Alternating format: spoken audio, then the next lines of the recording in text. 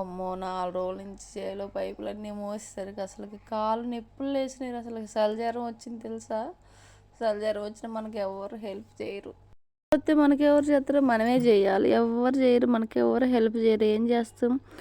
Simple life కష్టాలు ఇవి. అసలు ఏం జరిగిందంటే పైపులన్నీ మోసి వచ్చా కదా, ఇంటికి వచ్చారు చలిజ్వరం వచ్చింది. అసలుకి చలిజ్వరం వచ్చినా మనకి ఎవరు హెల్ప్ చేయరు. అంత అన్న ఇంటికి వచ్చి అన్నం తిని మాత్ర వేసుకొని మళ్ళీ అయితే మా కర్రోడికి నీళ్ళు పెట్టి మళ్ళీ పొలం పోయాను అనమాట. పొలం పోయి గడ్డి కోసుకొచ్చా.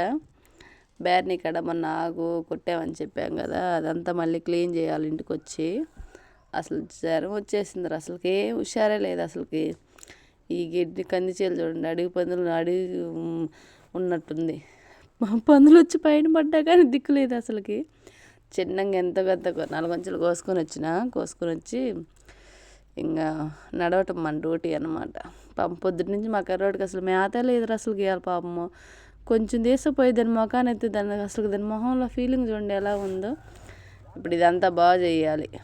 ఎందుకంటే మళ్ళీ కాలు నాకంతా రేఖలు శుభ్రం చేస్తే కానీ ఆ రేఖ దించరు. పోయింది 2 మనుషులు, నాకు మా బావకి. కాసేపు అన్న ఇంట్లో వచ్చి అలా పనుకుందామంటే స్తంభాలు బిగిస్తారంట. పొద్దున 6, 9ంటికి దిద్దేంతారు, సాయంత్రం దాకా 7 దాకా ఇవ్వరు అసలుకి. సరేలే, ఉంటాలే, బాయ్.